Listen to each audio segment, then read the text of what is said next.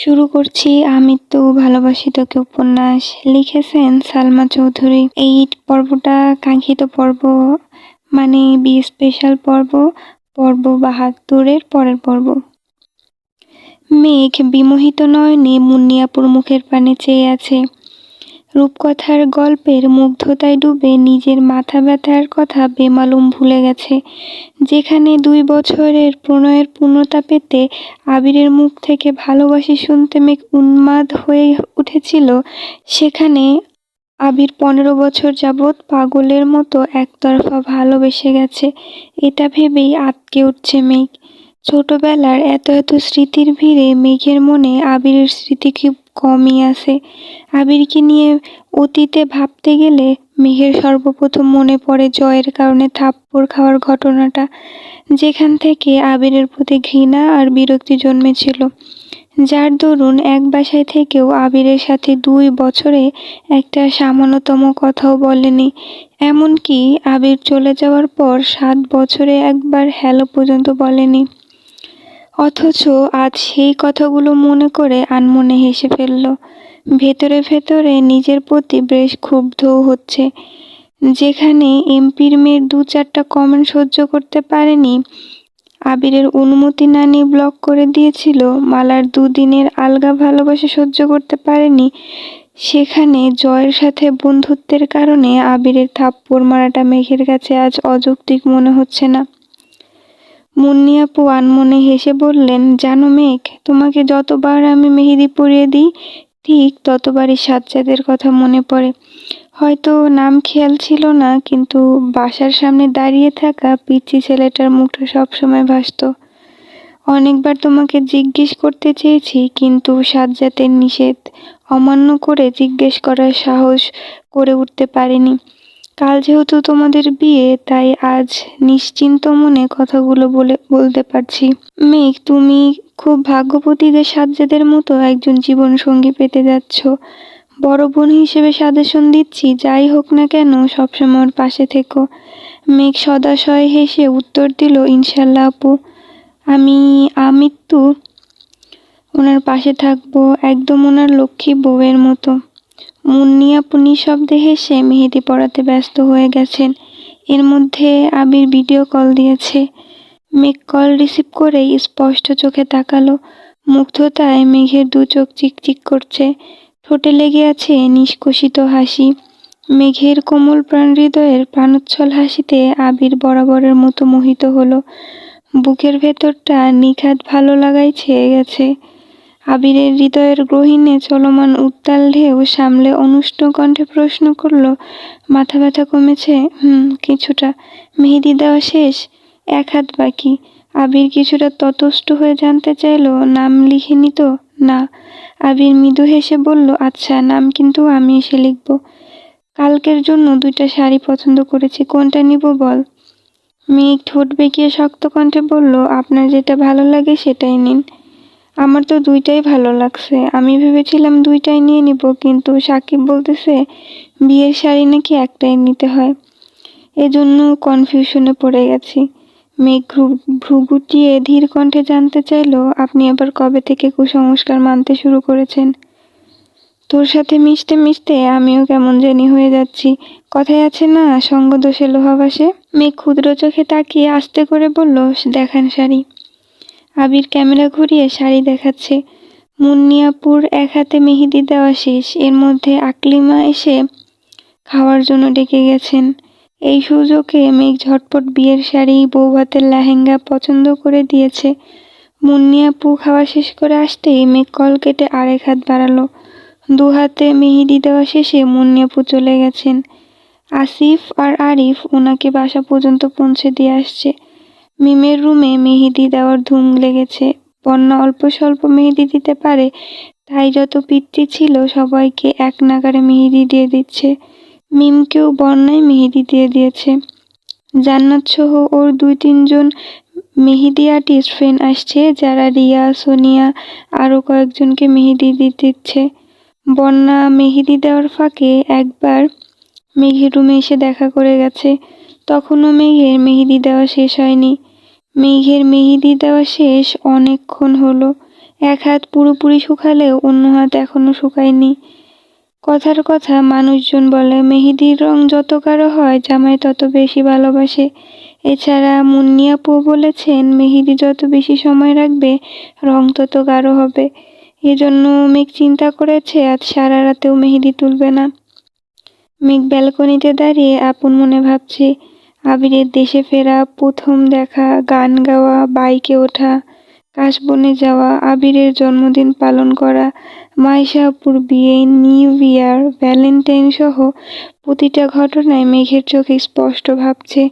সেই সাথে বারবার মনে তোলপাড় চালাচ্ছে মুন্নি আপুর বলা রাজপুত্র আর রাজকন্যার কাহিনীটা। একটা মানুষের ভালোবাসা ঠিক কতটা নিখুঁত হলে ছোট বয়স থেকেই এত বিচক্ষণ চিন্তা ভাবনা করতে পারে। এর মধ্যে আবির তানভীররা শপিং শেষ করে বাসায় আসছে। আবির গেট দিয়ে ঢুকে নিচ থেকেই কিছু সময়ের জন্য মেঘের দিকে তাকিয়ে রইল। আলোকসজ্জায় লাল, নীল, সবুজ, গোল্ডেন, বেগুনি রঙের আলোতে মেঘের মায়াবী আদলখানাও বারংবার রং পাল্টাচ্ছে। তাই দেখেই আবির খেই হারালো। তানভীর ডাকতেই মনোযোগ সরে গেছে, সঙ্গে সঙ্গে বাড়ির ভেতরে ঢুকলো। ড্রয়িং রুমে বিয়ের কেনাকাটা দেখতে সবাই হুমড়ি খেয়ে পড়েছে। বন্যা, জান্নাত, মিমরাও উপর থেকে ছুটে আসছে, কিন্তু মেঘের কোনো হদিশ নেই। মালিহা খান প্রশ্ন করলেন, মেঘ কোথায়? যার জিনিসপত্র তারই হদিশ নেই। এই মিম, মেঘকে ডেকে নিয়ে আয়। আবির তৎক্ষণাৎ বলে উঠল, আমি যাচ্ছি। এত এত মুরব্বির ভিড়ে আবিরের অনাকাঙ্ক্ষিত কথা শুনে মালিহা খান কপাল কুঁচকালেন। আবির কারোর উত্তরের প্রতীক্ষা না করে দ্রুত পায়ে সিঁড়িতে উঠছে। মেঘের মামিরা সহ আরো অনেকেই সেদিকে তাকিয়ে আছে। মালিহা খান তানভীরের দিকে তাকিয়ে চোখ রাঙালেন। তানভীর সঙ্গে সঙ্গে বলল, এই যে বিয়ের শাড়ি খুলছি, সবাই শাড়ি দেখুন। এদিকে আবির মেঘের রুমে ঢুকে সরাসরি ব্যালকনিতে আসছে। আবিরের পায়ের শব্দেও মেঘের কোনো প্রতিক্রিয়া দেখা গেল না। আবির আচমকা মেঘকে পেছন থেকে জড়িয়ে ধরল। মেঘের পরনে জলপাই রঙের শাড়ি, পাড় বিদীর্ণ করে আবিরের শক্তপোক্ত হাত মেঘের নিভাজ উদর আঁকড়ে ধরেছে। অন্য হাতে কানের পাশের চুলগুলো সরিয়ে ঘাড়ে মাথা রাখল। আকস্মিক ঘটনায় মেঘ ভীতগ্রস্ত হয়ে ঘাড় ঘোরালো। আবিরের উপস্থিতি টের পেয়ে পুনরায় মাথা সোজা করে ফেলেছে। আবির গাঢ় নিঃশ্বাস মেঘের ঘাড়ে পড়ছে। আবির মেঘের মসৃণ গলায় মৃদু চুমু খেয়ে অত্যন্ত নমনীয় কণ্ঠে বলল, আড়াল থেকে অপেক্ষার দিন তো ফুরিয়ে আসছে। এখন সদর দরজায় দাঁড়িয়ে আমার জন্য অপেক্ষা করার অনুমতি পেয়ে যাচ্ছিস। আবির শ্বাস ছেড়ে পুনরায় বলতে শুরু করলো, গত 2 বছর তোকে দেখেও না দেখার মতো চলেছি, কথায় কথায় রাগ দেখিয়েছি, তোর অনুভূতি উপলব্ধি করার চেষ্টা করিনি, সব কিছুতেই ব্যস্ততা দেখিয়ে তোকে কষ্ট দিয়েছি। কিন্তু বিশ্বাস কর, আমি এই সব কিছু করেছি তোকে হারানোর ভয়ে। আমি এখনো আতঙ্কে আছি, কালকের দিনটা পার করার অপেক্ষায় আছি।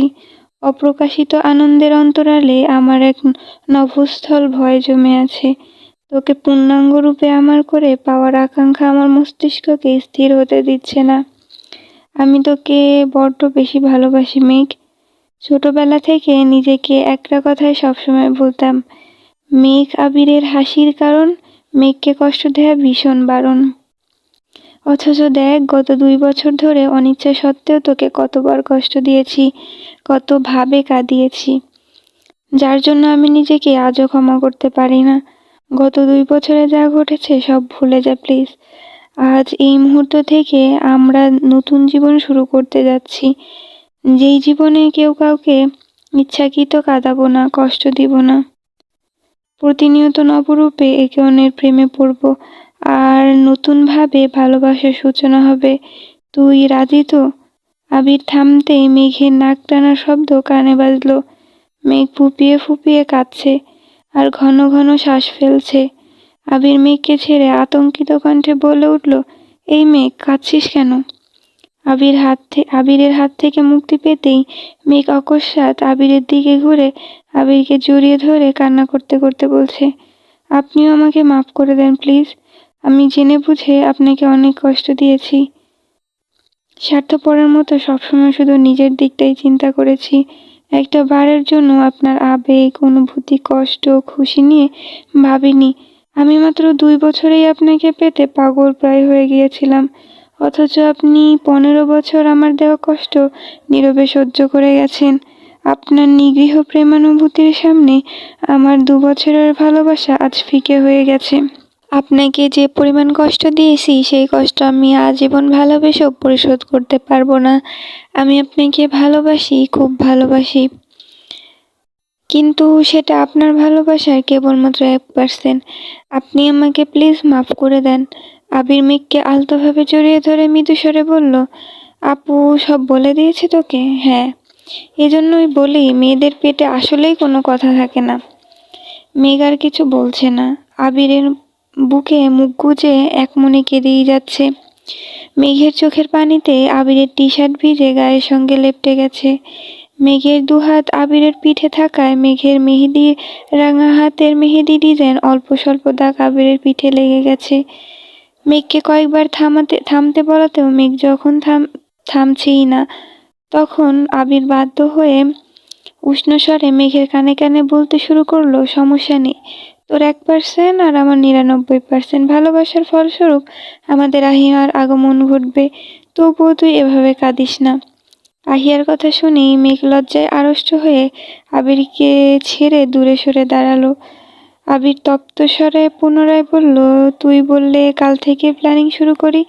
মেঘ ফোঁস করে বলল, না। আবির সহাস্যে বলে উঠল, আজকের পর তুই কান্না করলে তোর কোলে আরেকটা কাঁদুনে বাবু ধরিয়ে দেব, তারপর দুজনে মিলে কান্না করিস, ঠিক আছে? মেঘ লজ্জায় চিবুক নামিয়ে গলায় ঠেকিয়েছে।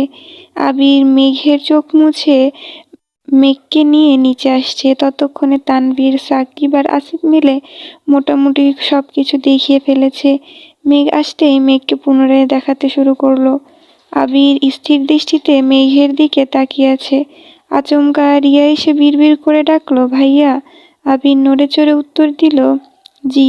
ভাবি হিসাবে বলছি, আপনার বউয়ের ভালোবাসার নিশান আপনার পিঠে লেগে আছে। অন্য কেউ দেখার আগে টি-শার্টটা পাল্টিয়ে আসুন। আবির চোখ নামিয়ে ভীরু হেসে চটজলদি দুপুরে চলে গেছে। মেঘ সব জিনিসপত্র মোটামুটি দেখে নিয়েছে। অল্প স্বল্প মাথা ব্যথা নিয়ে আবার কান্না করায় মেঘের মাথা ব্যথা বাড়তে শুরু করছে। ঘুমে চোখ টানছে। মেঘ তড়িঘড়ি করে ঘুমাতে চলে গেছে। আবির ফ্রেশ হয়ে টি-শার্ট পাল্টিয়ে যেতে যেতে শুনে মেঘ ঘুমিয়ে পড়েছে। মিম, আইরিন আর বন্যা মেঘের রুমের সামনে দাঁড়িয়ে গল্প করছে। আবির ভেতরে যেতে চাইলে ওরা শক্ত কণ্ঠে বাধা দেয়। আবির নির্বাক চোখে তাকিয়ে ভাবছে, কারণ তখনও মেঘের হাতে নিজের নাম লেখা বাকি।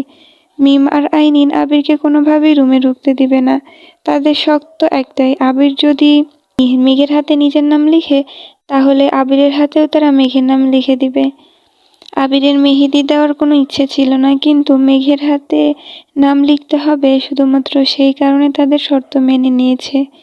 আবির ঘুমন্ত মেঘের দুহাতে অতি সদর্পণে নিজের নাম লিখে দিয়েছে। পরপরই আইরিন আর বন্যা আবিরের দুহাতে মেঘের নাম লিখতে শুরু করেছে। বিছানায় মেঘ ঘুমাচ্ছে, তাই ওরা সবাই ফ্লোরে চাদর বিছিয়ে বসেছে। তানভীর আবিরের রুমে যাচ্ছিল। আচমকা মেঘের রুম থেকে আবিরের কণ্ঠস্বর শুনে থমকে দাঁড়ালো। দরজা থেকে উঁকি মেরে দিয়ে বলল, আমি কি আসতে পারি? আইরিন বন্যার দিকে এক পলক তাকিয়ে হেসে বলল, কাউকে না জ্বালালে আসতে পারো। তানভীর ভেতরে ঢুকেই আইরিনের মাথায় একটা গাঁটটা দিল। আবিরের হাতের দিকে তাকিয়ে উদাস ভঙ্গিতে বলল, আজ আমার বিয়ে নয় বলে কেউ একবারের জন্য মেহেদি দিব কিনা জিজ্ঞেস করছে না। পোড়া কপাল আমার। বন্যা মাথা নিচু করে মৃদু হাসল। মিম পাশ থেকে আহ্লাদি কণ্ঠে বলল, দেখো বন্যা আপু দিয়ে দিয়েছে। তানভীর ঠোঁট বেঁকিয়ে শক্ত কণ্ঠে বলল, বুঝলাম না, যে কয়জনের হাত দেখলাম সবাই একজনের নামই বলছে। সেই একজন কি পুরো বাড়ির দায়িত্ব নিয়ে নিয়েছে নাকি? ঠিক আছে, দায়িত্ব যখন নিয়েছে আমাকেও দিয়ে দিতে হবে। বন্যা মাথা নিচু করে মনোযোগ দিয়ে মেহেদি দিচ্ছে। তানভীরের কথা শুনে না শোনার মতো ভান করছে।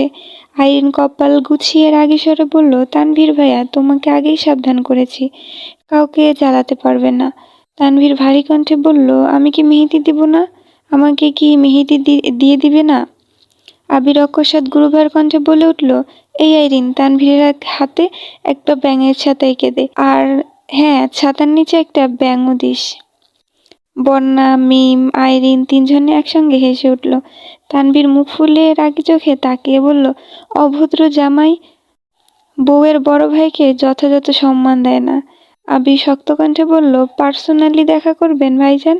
আপনাকে একদম সম্মানের চূড়ায় পৌঁছে দিব। আবিরের মেহেদি দেওয়া শেষ। আবির উঠে যেতে যেতে বন্যাকে উদ্দেশ্য করে বলল, এই অবুঝ ছেলেটাকে একটু মেহেদি দিয়ে দিও। আবিরের কথাটা বলতে দেরি হলেও তানভীরের হাত বাড়াতে দেরি হলো না। বন্যা তপ্ত স্বরে জানতে চাইল, কি লিখব? তানভীর ভাবছে, মিম পাশ থেকে বলল, ABCD ই পর্যন্ত লিখে দাও। তানভীর চোখ ঘুরাতেই বন্যা আবারও জিজ্ঞেস করলো, আপনার নাম লিখে দিব? হাতে হাতে কেউ নিজের নাম লিখে? তাহলে কি লিখব? তোমার ইচ্ছা। জান্নাত আইরিনকে ডাকছে। আইরিন ওদেরটা দিয়ে চলে গেছে। মিমের ঘুম পাচ্ছে, তাই মিমও গিয়ে মেঘের পাশে শুয়ে পড়েছে। বন্যা তানভীরের হাতে ছোটখাটো একটা ডিজাইন করে দিচ্ছে। প্রায় শেষের দিকে তানভীর হাতে একটা অংশ দেখে মোলায়েম কণ্ঠে বলল, এখানে বি লিখে দাও। বন্যা সঙ্গে সঙ্গে ভ্রুকুচকি স্পষ্ট দৃষ্টিতে তাকিয়ে প্রশ্ন করল, বি কেন লিখব? আমার ইচ্ছে তাই। আমি পারবো না। কেন পারবে না? এমনি লিখতে বসছি, লেখো। বি মানে কি? বিজি। হোয়াট? আমি খুব ব্যস্ত, তাই হাতে বিজি লিখে রাখবো। তাতে তোমার কোনো সমস্যা? ডিজাইনারের কাজ ডিজাইন করা, এত কথা বলা নয়। বন্যা একদম ছোট করে বি লিখে দিয়েছে, যাতে স্পষ্ট না ভাসে। তানভীর নিজের হাতটা ভালোভাবে দেখে আকুল কণ্ঠে বলল, বাহ, তুমি তো খুব বুদ্ধিমতী। বন্যা মনে মনে আওড়ালো, নিজের নামের অক্ষর বড় করে লিখে নিজের ফাঁসার কোনো ইচ্ছে নেই আমার। তানভীর চলে গেছে। বন্যা দরজা বন্ধ করে মেঘের পাশে গিয়ে শুয়েছে। আজ ৩রা ফেব্রুয়ারি, আবির মেঘের বিয়ের দিন। বিয়ে উপলক্ষে শহরের প্রথম সারির একটা কমিউনিটি সেন্টার বুকিং দেওয়া হয়েছে। সকালের খাওয়া দাওয়া শেষে আবির মেঘকে পার্লারে নিয়ে গেছে। যদিও মোজাম্মেল খান চেয়েছিলেন তানভীর যেন মেঘকে নিয়ে যায়, কিন্তু আবির সেসবে পাত্তা না দিয়েই নিজেই নিয়ে গেছে। মেঘ আজ তেমন কথা বলছে না, বারবার শুধু হাতের দিকে তাকাচ্ছে। এক হাতে বাংলায় লেখা আবিরের মেঘ, আর এক হাতে লেখা সাজ্জাদুল খান আবির। আবির যেতে যেতে মেঘকে কিছু কাজ আর দায়িত্ব বুঝিয়ে দিয়েছে। মেঘকে নামিয়ে দিয়ে বাসায় ফিরে শাওয়ার নিয়ে আবার রেডি হতে শুরু করলো। আবির কেবল শেরওয়ানিটাই পরেছে। এর মধ্যে আইরিন আর মিম তাদের সাজুনি নিয়ে হাজির। গতকাল রাতের মতো আজও তারা আবিরকে সাজাতে চলে আসছে। নামাজের পর আবির রওনা দিয়েছে। এ পর্যায়ে এক বাড়ির মানুষজন দুভাগে বিভক্ত হয়ে গেছে। মেঘকে নিয়ে মোজাম্মেল খান, হালিমা খান, মেঘের মামাবাড়ির আত্মীয় স্বজন, তানভীর, বন্যা, মিম, এমনকি ফুপ্পিরাও কমিউনিটি সেন্টারে পৌঁছে গিয়েছে। বিয়ের গেইটে দুপক্ষের মুখোমুখি হয়েছে। রাকিব, রাসেল, সাকিব, লিমনরা সবাই আবিরের পাশে। অন্যদিকে তানভীরের কয়েকজন বন্ধু, আরিফ, আসিফ, মিম, বন্যা, আইরিন, ওরা গেইট আটকে দাঁড়িয়েছে। আইরিনদের ডিমান্ড শুনে রাকিব আবিরের দিকে তাকিয়ে মজার ছলে বলে উঠল, নিজের বউ নিজে নিবে, তাও এত ডিমান্ড? আবির পাশ ফিরে রাকিবের দিকে সূক্ষ্ম চোখে তাকিয়ে অত্যন্ত মোলায়েম কণ্ঠে বলল, ও চাইলে হাসি মুখে জীবনটাও দিয়ে দিতে পারবো, সেখানে তাকে পাওয়ার জন্য এই সামান্য ডিমান্ড আর এমন কি? রাকিব তপ্ত স্বরে বলল, আবেগ ছেড়ে বিবেক দিয়ে কথা বল। বুঝেছি তুই বউ পাগল, বউয়ের জন্য যা খুশি করতে পারিস, তাই বলে যে যা বলবে তাই? ও শুধু আমার আবেগ না, আমার চিত্ত চাঞ্চল্যের এক ফালি সুখের আভাস। হয়েছে, বুঝেছি, বজ্জাত ছেলে, তোর জন্য একটু মজাও করতে পারবো না? আবির আর চোখে তাকিয়ে মলিন হাসলো। আবির কানে কানে রাকিবকে কিছু বলতে চেয়েছে, কিন্তু রাকিব সে কথা না শুনে আবিরের থেকে কিছুটা দূরে সরে রাগী স্বরে বলতে শুরু করলো, তোর আর কোনো কথাই শুনছি না আমি। তানভীর মুচকি হেসে বলে উঠল, রাকিব ভাইয়া, তোমরা যা মজা করার ইচ্ছে আমার বিয়েতে করো, তোমার বন্ধুর বিয়েতে মজা করার আশা ছেড়ে দাও। তুইও তো তোর ভাইয়ের মতো আচরণ করবি না, তার কি গ্যারান্টি আছে? শত হোক, তোদের রক্ত তো এক। আলী আহমদ খান ভেতর থেকে হুঙ্কার দিলেন, গেইট থেকে ভেতর পর্যন্ত আসতে এতক্ষণ সময় লাগে তোমাদের? আবির তৎক্ষণাৎ চোখের ইশারা দিল। রাকিব টাকা বের করেও দিতে চাচ্ছে না। আইরিন, মিম, রিয়ারা জোরজবস্তি করে নিয়েছে। আবিরকে মালা পরিয়ে সাদা গোলাপ দিয়ে ভেতরে নেওয়া হয়েছে। আলী আহমেদ খান, মোজাম্মেল খান সহ আরো কয়েকজন একসঙ্গে বসে আছেন। আবির ঢুকতেই আলী আহমেদ খান ডাকলেন, আবির, একটু এদিকে এসো। আবির ততস্থ হয়ে বলল, জাস্ট 1 মিনিট আব্বু, এক্ষুনি আসছি। আবির সবাইকে ফেলে চটজলদি মেঘের সাথে দেখা করতে চলে গেছে। কম বেশি সবাই গেটের কাছে ছিল, তাই মেঘের আশেপাশে তেমন বড় কেউ নেই। আদিসহ আরো কয়েকটা পিচ্চি ছুটোছুটি করছে। আবির মেঘের কাছাকাছি এসে কোমল কণ্ঠে সালাম দিল। মেঘও মোলায়েম কণ্ঠে সালামের উত্তর দিল। আবির মেঘের সামনে এসে 2 হাঁটুতে ভর দিয়ে বসে কিছুটা ঝুঁকে ঘোমটার আড়ালে থাকা মেঘকে এক পলক দেখে নিল। আবিরের অনুভৃপেত কাণ্ড দেখে মেঘ অলক্ষিতভাবে হেসে ফেলল। আবির মেঘের মুখের পানে গভীর মনোযোগ চেয়ে ঠোঁট কামড়ে হেসে নিষাক্ত কণ্ঠে বলল, একটু ভয়ে ছিলাম, তাই দেখতে আসছি, কিছু মনে করিস না, কেমন? মেঘ তপ্ত দৃষ্টিতে তাকিয়ে ঠান্ডা কণ্ঠে বলল, আপনাকে রেখে পালাবো না, আপনি নিশ্চিন্তে থাকতে পারেন। আবির চটজলদি মেঘের হাতে আলতোভাবে চুমু খেয়ে তটস্থ কণ্ঠে বলল, আব্বু ডাকছে, এখন যাই। আবির সামনে যেতেই আলী আহমেদ খান জিজ্ঞেস করলেন, কোথায় গিয়েছিলে? আবির মাথা নিচু করে বিড়বিড় করে বলল, মেঘকে দেখতে। 5 মিনিট কথা বলার জন্য ডেকেছিলাম, এটাও সহ্য হয়নি তোমার? আবির নিরুদ্বেগ ভঙ্গিতে বলল, আসলাম তো, এখন বলুন। আবিরের নিরুদ্বেগ ভাবভঙ্গি দেখে মোজাম্মেল খান ঠোঁট চেপে হাসলেন, সাথে আবিরের বড় মামাও মৃদু হাসলেন। তবে আলী আহমেদ খান ছেলের কর্মকাণ্ডে বেশ ক্ষুব্ধ। আবির 2 থেকে 4 মিনিট কথা বলে আবারও মেঘের কাছে চলে গেছে, কিন্তু ততক্ষণে মেঘের চারপাশে সবাই জড়ো হয়ে গেছে। আবিরের আব্বু, কাকু, রাকিব, মেঘের আব্বু, তানভীর কাজীর সাথে কথা বলে সবকিছু ঠিকঠাক করছে। মেঘ আবিরের উপস্থিতিতে তাদের সম্মতি নিয়ে মৌখিকভাবে বিয়ের কাজ শেষ হয়েছে। বিয়ের যাবতীয় কাজ শেষে খাওয়া দাওয়ার পর্ব শুরু হয়েছে। মেঘ, আবির, বন্যা, তানভীর, রাকিব, সাকিব সবাই একসঙ্গে বসেছে। খেতে খেতে টুকটাক খুনসুটি করছে। মিনহাজরা এসেছে অনেকক্ষণ হবে, কিন্তু মেঘের জন্য বন্যা ওদের সাথে ঠিকমতো কথাও বলতে পারছে না। এর কিছুক্ষণ পরেই সিফাত আসছে। আলী আহমেদ খান সিফাতকে দেখেই এগিয়ে গিয়ে হাসি মুখে কথা বলতে শুরু করেছেন। এদিকে মোজাম্মেল খান বেশ কিছুক্ষণ যাবৎ চিন্তিত। সিফাত কিছুটা দূরে যেতে মোজাম্মেল খান কিছুটা চিন্তিত স্বরে ডাকলেন, ভাইজান। হ্যাঁ বল, আবির আর মেঘের বিয়ের কাজ কি শেষ? হ্যাঁ। কেন? না মানে কাবিনের কাজটা বাকি রয়ে গেল না? আলী আহমেদ খান গুরুভার কণ্ঠে বললেন, ছেলে আমার, মেয়ে তোর, সবচেয়ে বড় কথা তারা দুজন দুজনকে মন থেকে ভালোবাসে। তুই কাবিন দিয়ে কি করবি? তারপর যদি তোর মনে হয় তাহলে ঘরোয়াভাবে বসে সেটার সমাধান হয়ে যাবে। আমি ওইভাবে বলতে চাইনি। আলী আহমেদ খান কপাল গুটিয়ে ধীর কণ্ঠে বললেন, বিবাহ সম্পাদনের জন্য বা বিবাহ বৈধ করার জন্য কাবিননামা অপরিহার্য নয়।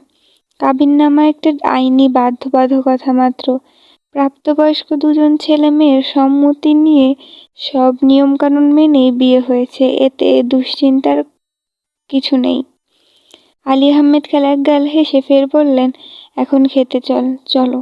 মেঘ আর আবিরের ফটোশ্যুট চলছে।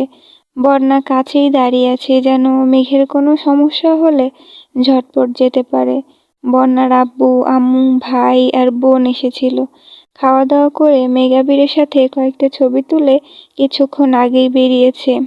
ওনারা চলে যাওয়ার খানিক বাদে আচমকা তানভীর এসে বন্যার পাশে ঘেঁষে দাঁড়ালো। তানভীরকে দেখেই বন্যা কিছুটা সরে যাওয়ার চেষ্টা করলো। তানভীর সহসা শীতল কণ্ঠে বলল, তারপর বলো, তুমি কবে বিয়ে করবে? বন্যা ভ্রু কুঁচকে বলে উঠল, মানে বিয়ে করবে না? আগে আপুর বিয়ে হোক, তারপর ভেবে দেখব। তানভীর মনমরা হয়ে বলল, ও। বন্যা ভনিতা ছাড়াই প্রশ্ন করল, কেন বলুন তো? তোমার বেস্ট ফ্রেন্ডের বিয়ে হয়ে যাচ্ছে, তোমার খারাপ লাগছে না? খারাপ কেন লাগবে?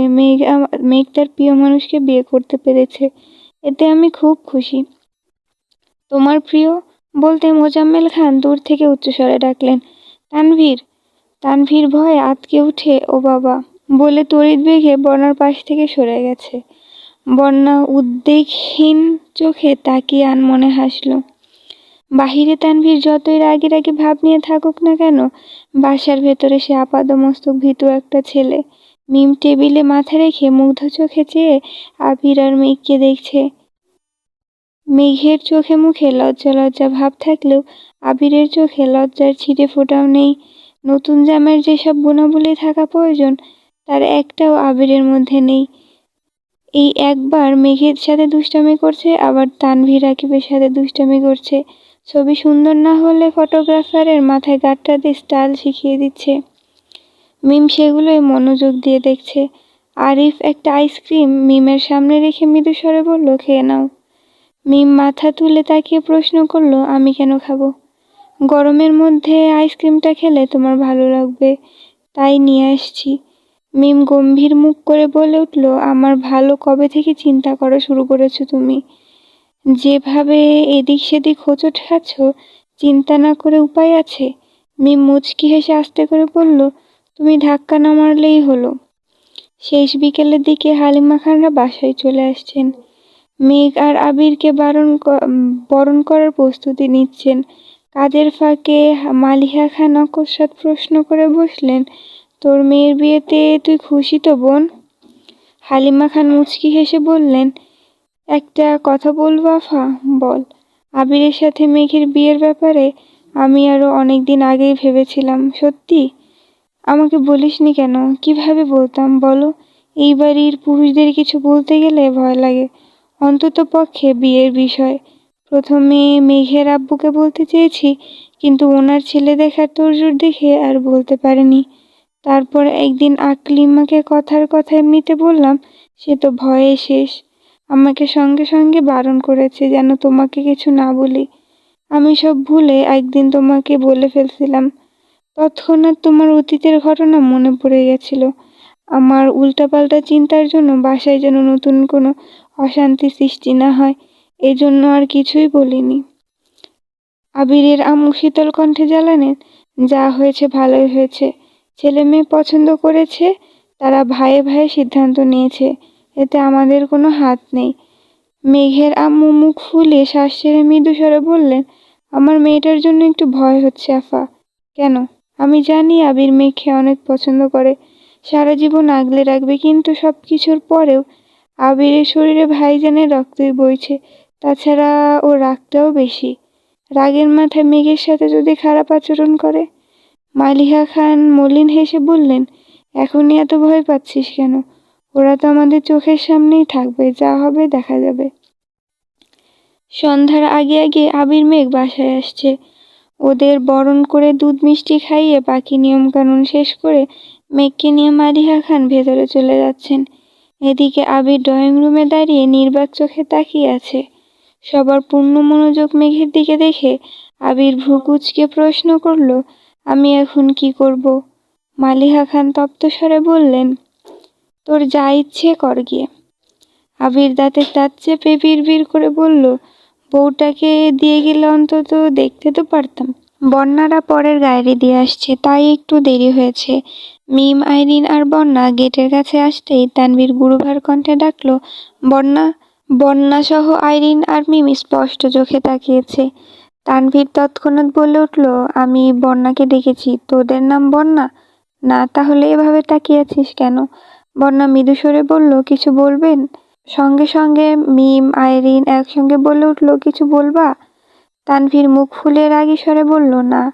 মিম আর আইরিন বন্যাকে নিয়ে চলে যাচ্ছে। তানভীর কয়েক মুহূর্ত তাকিয়ে থেকে আবিরের কাছে গেল। তানভীর কপাল কুঁচকে এক দৃষ্টিতে বন্যার দিকে তাকিয়ে থেকে বলল, ভাইয়া, তোমার বিয়েটা তো শেষই হলো, এবার আমারটা নিয়ে একটু ভাবো।